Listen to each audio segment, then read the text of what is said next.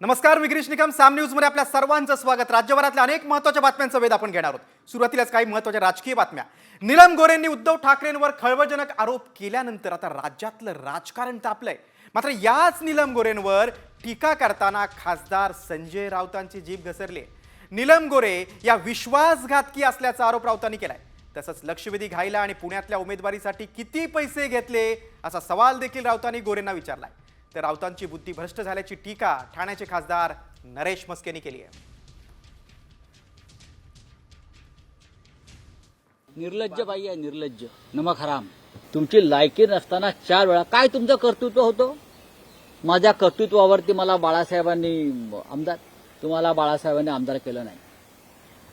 मी परत सांगतो, अशा घाणेरड्या लोकांना बाळासाहेब आमदार करत नाही. कसला हक्कभंग? खरं म्हणजे महाराष्ट्राने या बाईवरती हक्कभंग आणला पाहिजे. विश्वासघातकी बाई. संजय राऊत या माणसाची बुद्धी भ्रष्ट झालेली आहे. नारायण राणे साहेब यावेळी म्हणाले की तिकडे फक्त इनकमिंग आहे, आउट गोईंग नाहीये. नीलम गोऱ्हे मॅडम बोलल्या काय?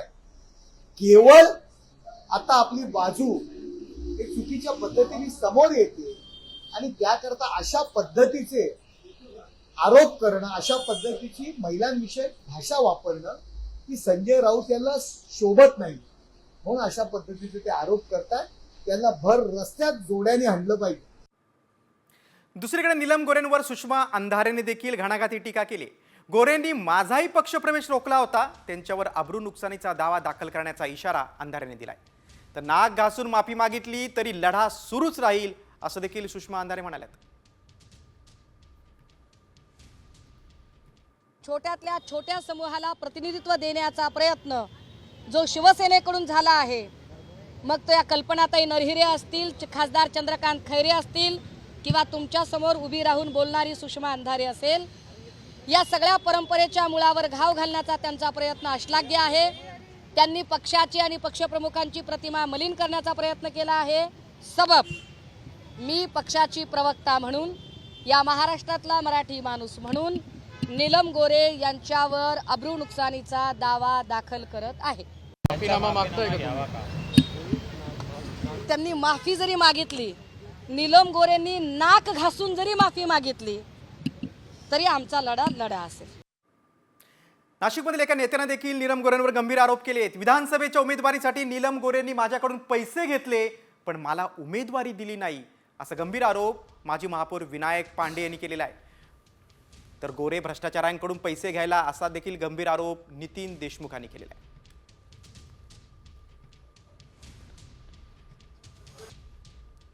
माझी पार्श्वभूमी सगळी सांगितली आणि ताईंना माहिती पण होती, कारण मी 43 वर्षापासून पक्षामध्ये काम करतोय.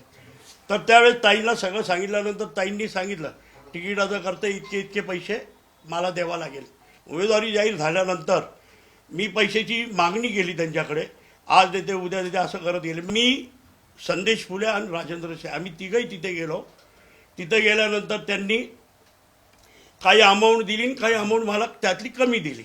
म्हणजे पैसे दिले मी तिला, किती दिले ते त्यांनाही माहिती आणि मलाही माहिती. एखाद्या आमदारांनी काही भ्रष्टाचाराचा प्रश्न मांडला, त्या भ्रष्टाचार दळपण्यासाठी नीलमताईंनी स्वतः मला सांगितलं होतं की त्या लोकांना 25 लाखाची बोलणी करा, आपण ते प्रकरण त्यांना सहकार्य करू. म्हणजे विधान परिषदेच्या सभापतीस एखाद्या आमदारांनी प्रश्न मांडल्यानंतर त्याच्यामधून कसा पैसा घ्यायचा आणि कशा पद्धतीनं भ्रष्टाचारी लोकांना सहकार्य करायचं याचं तर जिवंत उदाहरण अकोला महानगरपालिकेचं आहे. हे सर्व प्रकरण तुम्हाला माहिती आहे. एकूणच काय तर ठाकरे गटाचे सर्वच नेत्यांनी आता नीलम गोऱ्हेंना घेरलेलं आहे. दुसरीकडे नीलम गोऱ्हेंनी केलेल्या आरोपांच्या वादात आता संजय राऊतांनी शरद पवारांना देखील ओढलेलं आहे. शरद पवारांनी या राजकीय चिखलफेकीची जबाबदारी घ्यावी, त्यांनी घटनेचा निषेध करावा अशी मागणी राऊतांनी केलेली आहे. साहित्य संमेलनाच्या व्यासपीठावरून नीलम गोऱ्हेंनी उद्धव ठाकरेंवर गंभीर आरोप केले होते, त्यावरूनच आता राऊतांनी शरद पवारांवर देखील निशाणा साधला आहे. साहेब, हा जो राजकीय चिखलफेक जी झाली आहे त्याची जबाबदारी शरद पवार साहेब सुद्धा झिडकारू शकत नाहीत. त्यांची ते ज्येष्ठ आहेत, ते पालक होते, ते स्वागताध्यक्ष होते. ज्या प्रकारचे कार्यक्रम ठरवण्यात आले आणि जी राजकीय चिखलफेक झाली ते सुद्धा तितकेच जबाबदार आहे. गप्प कसे राहू शकता? तुमच्यावर चिखल फेकतात तेव्हा आम्ही उभे राहतो ना.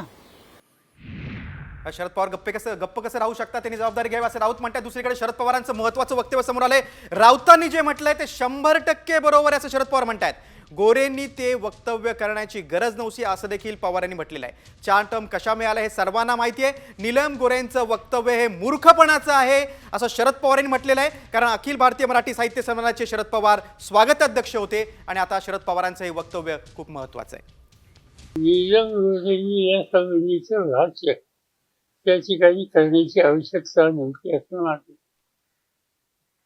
जे अधिवेशन अतिशय सूट चालले, सगळ्यांचा सहभाग आहे आणि त्याच्यामध्ये नाही त्या गोष्टी करायची काही कारण नाही. मला असं वाटतं की महाराष्ट्राच्या विधिमंडळात येऊन त्यांना 3-4 सण झाले असावे, 4, आणि या सगळे 4 सण कशा मिळाल्या ते सगळ्या महाराष्ट्राला माहिती.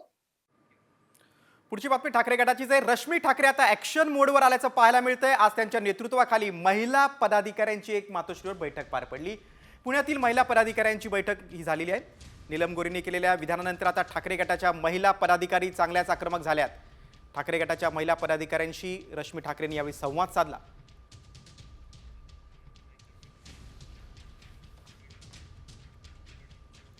आता राज्याच्या राजकारणातील आणखीन एक मोठी बातमी, कारण ठाकरे बंधू पुन्हा एकदा एकत्र दिसलेले आहेत. उद्धव ठाकरे आणि राज ठाकरेंची पुन्हा एकदा भेट झालेली आहे. मुंबईत एका लग्न सोहळ्यात उद्धव ठाकरे, त्यांच्या पत्नी रश्मी ठाकरे आणि मनसे अध्यक्ष राज ठाकरे एकत्र आले होते. या भेटीत तिघांमध्ये अगदी खेळीमेळीच्या वातावरणात गप्पा रंगल्याचं दिसून आलंय. उद्धव आणि राज ठाकरेंमध्ये मतभेद असले तरी मनभेद नसल्याचं पुन्हा एकदा दिसून आलंय. विधानसभा निकालात दोन्ही ठाकरे बंधूंना मोठा धक्का बसलाय. मात्र या निकालानंतर उद्धव ठाकरे आणि राज ठाकरे तिसऱ्यांदा एकत्र दिसलेले आहेत. गेल्या काही दिवसातील ही त्यांची तिसरी भेट आहे. आता महानगरपालिका निवडणुकीच्या पार्श्वभूमीवर काय वेगळी राजकीय समीकरण समोर येणार का याची उत्सुकता आहे. येऊ द्या ना, भाऊ भाऊ आहेत. आता उद्धव ठाकरे असतील किंवा राज ठाकरे भाऊ भाऊ आहेत. हे नातं जर जोडलं गेलं तर त्यात काही गैर नाहीये. चांगल्या कार्यक्रमामध्ये भेटले पाहिजे. आणि आता राजसाहेब तर केव्हाही भेटायला जायचे. दवाखान्यात ते ऍडमिट असताना स्वतः राजसाहेबांनी गाडी चालून त्यांना मातोश्रीवर आणलेलं आहे. परंतु आता उद्धव साहेब भेटतात ही बातमी होऊ शकते, राजसाहेबाबद्दल होऊ शकत नाही. राजसाहेबाचा स्वभाव भेटण्याचा होता, आजही आहे, कालही होता. म्हणून आता हे नातं जवळ आलं तर आम्हालाही आनंदच आहे. राज्यामध्ये कोणीही कोणाशी सुसंवाद करत असेल तर मी त्याचं स्वागत करेन. विसंवाद असू नये, सुसंवाद असला पाहिजे. या संदर्भात कोणाचं दुमत असू शकत नाही. त्यामुळे निश्चितपणे सगळ्यांनी सुसंवाद करावा. मला वाटतं एका लग्न समारंभाच्या निमित्ताने दोघे तिथे भेटले असतील आणि बस ती एक नॉर्मल भेट झाली असेल. त्याच्यामध्ये काही वेगळा विचार करण्याची आवश्यकता नाही. हे बघा, जनभावना काय आहे हा विषय नंतरचा आहे. परंतु कुठलाही निर्णय जर घ्यायचा असेल तर राजसाहेब ठाकरे स्वतःच वैयक्तिक घेतील. आपण ग्राफिकच्या माध्यमातून पाहूया ठाकरे बंधू या आधी कधी एकत्र आले होते. बघा, 15 डिसेंबरला म्हणजे 2024 मध्ये रश्मी ठाकरेंच्या भावाच्या मुलाच्या लग्नात राज ठाकरे आणि उद्धव ठाकरेंची भेट झाली होती. राज ठाकरेची बहीण जयवंती ठाकरे आणि देशपांडेंच्या मुलाच्या लग्नात ठाकरे बंधू एकत्र आले होते 22 डिसेंबर 2024ला. त्यानंतर 23 फेब्रुवारी म्हणजे तिसरी भेट शासकीय अधिकाऱ्याच्या मुलाच्या लग्नात राज ठाकरे आणि उद्धव ठाकरेंची काल भेट झालेली आहे. ते ठाकरे बंधू गेल्या 3 महिन्यात तिसऱ्यांदा भेटलेले आहेत.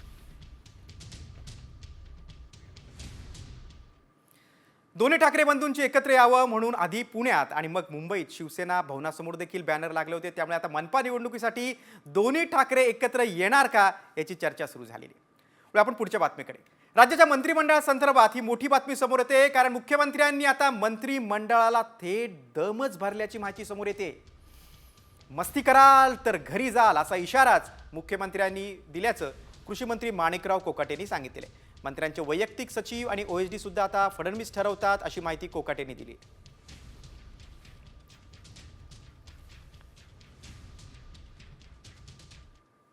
निवडून आल्यावर पहिल्याच दिवशी मुख्यमंत्र्यांनी दम दिला. आता तुमच्या कोणाच्या जाण्यामुळे सरकारवर काही परिणाम होणार नाही माझ्यासह. त्यामुळे जास्त मस्ती करा तर घरी जा. डिपार्टमेंटचं काम शिस्तीत लागलं पाहिजे. 100 दिवसाचा कार्यक्रम दिला. आमचे पीएस आणि ओएसडी सुद्धा मुख्यमंत्री ठरवतात हे पण सांगतो तुम्हाला. आमच्या पण हातात काय राहिलं नाही. त्यामुळे आम्हाला तर नीट काम करावंच लागेल. पण आपणही नीट काम करा, म्हणजे सांगड जर आपली या ठिकाणी चांगली बसली सरकारची. मी कॅबिनेटमध्ये स्पष्टपणे सांगितलं होतं, तुम्हाला पाहिजे ती नावं पाठवा, पण त्या नावांमध्ये ज्यांची नावं फिक्सर म्हणून, ज्यांची नावं चुकीच्या कामामध्ये इन्वॉल्ड आहेत, त्यांना मी मान्यता देणार नाही. आत्तापर्यंत माझ्याकडे 125च्या जवळपास नावं आली. त्यातली 109 नावं मी क्लिअर केलेली आहेत. उर्वरित नावं मी क्लिअर केली नाहीत, कारण कुठल्या ना कुठला आरोप त्यांच्यावर आहे, कुठली ना कुठली चौकशी चाललेली आहे, किंवा मंत्रालयामध्ये त्यांच्याबद्दल परसेप्शन हे फिक्सरचं आहे. कोणी नाराज झालं तरीही मी अशाला मान्यता देणार नाही. कृषी मंत्री माणिकराव कोकाटे यांना आता तात्पुरता दिलासा मिळाला आहे, कारण कोकाटे यांना आता 1 लाख रुपयाच्या जात मुचलक्यावर जामीन मंजूर झालाय. नाशिक जिल्हा सत्र न्यायालयानं कोकाटे यांना जामीन मंजूर केला आहे. त्यामुळे आता कोकाटे यांच्या 2 वर्षांच्या शिक्षेला स्थगिती मिळाली. अत्यल्प उत्पन्न दाखवून कोकाटेंनी मुख्यमंत्री कोट्यातून सदनिका लाटल्याप्रकरणी कोकाटे यांना कनिष्ठ न्यायालयानं 2 वर्षांची शिक्षा आणि 50,000 रुपये दंड ठोठावला होता. आता जामीन मंजूर झाल्यानं कोकाटेंच्या शिक्षेला स्थगिती मिळाली. मात्र आमदारकी रद्द होऊ नये या संदर्भात दाखल याचिकेवर उद्या सुनावणी होणार आहे. त्यामुळे यावर काय निर्णय होणार त्याकडे आता सगळ्यांचं लक्ष लागले.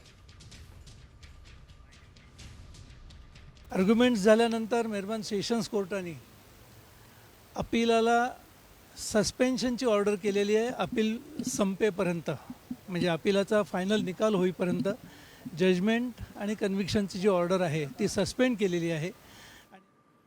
आता पुढच्या बातमीकडे. मडीप्रमाणे सर्व देवस्थानं आणि गावांनी सुद्धा आता मुस्लिम व्यापाऱ्यांवर बंदी घालावी अशी वादग्रस्त मागणी भाजप आध्यात्मिक आघाडी प्रमुख आचार्य तुषार भोसलेंनी केलेली आहे. मडी यात्रेत मुस्लिम व्यापाऱ्यांना बंदी घालण्यात आली आणि त्यामुळे सर्वच देवस्थानांनी असा निर्णय घ्यावा अशी मागणी भोसलेंनी केली.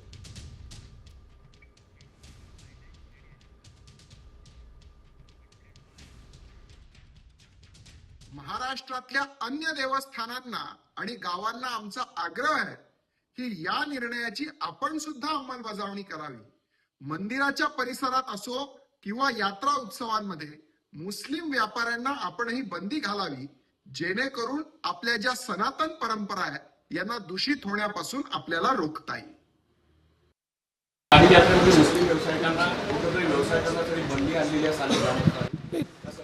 त्यांनी जातीने ती बंदी आणलेली नाही किंवा धर्मानी बंदी आणलेली नाही.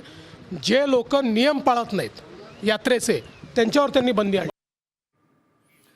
पुढच्या बातमीकडे. लाडक्या बहिणींसाठी आता राज्य सरकारनं महिन्याला 1,500 रुपये देते. मात्र त्यामुळे आता राज्याच्या तिजोरीमध्ये खडखडाट दिसून येतोय, कारण जिल्हा नियोजनासाठी अपुरा निधी मिळतोय.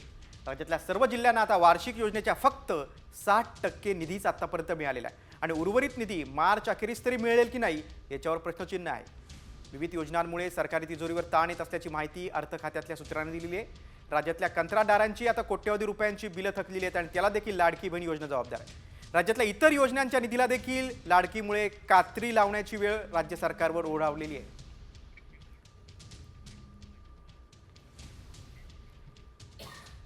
मी स्वतः 3,000 केळी लावली आणि आता जवळजवळ 2-2.5 केळी तर पूर्णपणे गेलेले आहेत. आता काही त्याच्यात होणार नाही. आणि दुसरी गोष्ट म्हणजे माझा पूर्ण उदरनिर्वाह ते केळीवरतीच आहे आणि सगळं होतेचं होतं जाऊन गेलं आहे.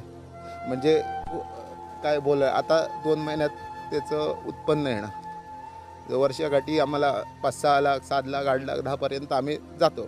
पण आता हे काय घातलेला खर्च पण मिळणार नाही. मग काय करायचं, सगळं हे झालेलं.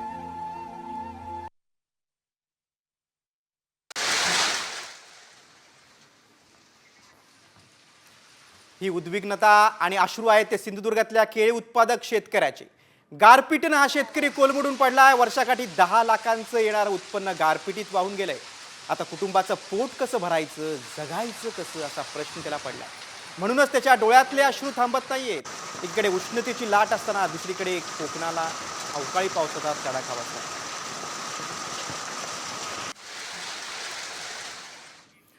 बातमी आता पुढची कृषी जगतातूनच आहे. उद्योगपती एलन मस्क यांनी बारामतीच्या कृषी विज्ञान केंद्राच्या क्रांतिकारी AI प्रकल्पाची दखल घेतलेली आहे. मायक्रोसॉफ्टच्या सत्या नडेलांनी बारामती ॲग्रो प्रकल्पाबाबतचा एक व्हिडिओ शेअर केला होता. त्या व्हिडिओला एलन मस्क यांनी रिपोस्ट करत AI सर्वत्र विकास घडवेल असं नमूद केलंय. जगातल्या अग्रगण्य संशोधकांनी बारामतीच्या कृषी विज्ञान केंद्राचं उत्पादन वाढीसाठी यशस्वीरित्या राबवलेल्या AI मॉडेलची दखल घेतली. त्यामुळे राज्यातल्या ज्या शेतकऱ्यांना या AI विज्ञानाचा आपल्या कृषी विकासासाठी लाभ घ्यायचा असेल ते बारामती ट्रस्टला संपर्क साधून अधिक माहिती मिळू शकतात. तसंच आपलं कृषी उत्पादन 50% अधिक वाढवू शकतं. And then to apply AI to it and then translate it back into knowledge for a farmer who is just asking questions in their vernacular language. Fusion, we've been talking about it for decades. This is using geospatial data, spatial temporal, to improve the yield. Elon Musk आणि सत्या नडेला या जागतिक अग्रगण्य संशोधकांनी Baramati ॲग्रोच्या AI प्रकल्पाची दखल घेतली आहे. कारण बारामतीच्या कृषी विकास केंद्राच्या माध्यमातून AIचा क्रांतिकारी वापर करून शेती उत्पादन वाढवण्याचा यशस्वी प्रयोग राबवण्यात आलाय. ऊसाचं तब्बल 40% उत्पादन वाढल्याचं या प्रकल्पातून सिद्ध झालंय. माजी केंद्रीय कृषी मंत्री शरद पवार यांच्या नेतृत्वात हा प्रकल्प भारतात पहिल्यांदाच राबवला जातोय. शेतकऱ्यांनी विचारलं की साहेब फरक आहे, तर मी तो शेतकरी तोच आहे, जमीन तीच आहे, ऊस तोच आहे, पण तरी सुद्धा तुमचं कमीत कमी उत्पन्न आम्ही 40% वाढवणार आहोत. कमीत कमी तुम्ही 40% खर्च शेताचा ऊसाचा खताचा खर्च कमी करणार आहोत आणि कमीत कमी 40% पाण्याचा खर्च कमी करणार आहोत. आणि त्याच्यामुळं खर्च कमी उत्पन्न जास्त हे सुद्धा होणार. म्हणजे फक्त आम्ही त्याचं ज्ञानाचं इनपुट त्याच्यामध्ये टाकलेलं आहे. त्यातल्या शेतकऱ्याचं जे स्किल आहे, आज शेतकरी आहेत का 80-90% आहेत, पण हजारातला एखादा. या इथे आपल्या टेक्नॉलॉजीमुळे कुठलाही शेतकरी हे काम करू शकेल आणि त्याला तेवढं उत्पन्न मिळू शकेल. हे याचं वैशिष्ट्य आहे. आणि किती कॉस्ट त्याला 5,000 रुपये एकराला. कुठलाही शेतकरी नाही म्हणू शकत नाही की मला हे परवडत नाही म्हणून. गेम चेंजर ठरलेल्या AI तंत्रज्ञानामुळे आता शेतकऱ्यांना काय फायदा होणार आहे ते पाहूया. बघा, 40% उत्पादनात वाढ होणार आहे, 60% पाण्याची बचत होईल, खतांची देखील मोठी बचत होणार आहे. बघा, कृषी क्षेत्रात AIची क्रांती आहे. एकरी केवळ 5,000 रुपये खर्च येणार आहे.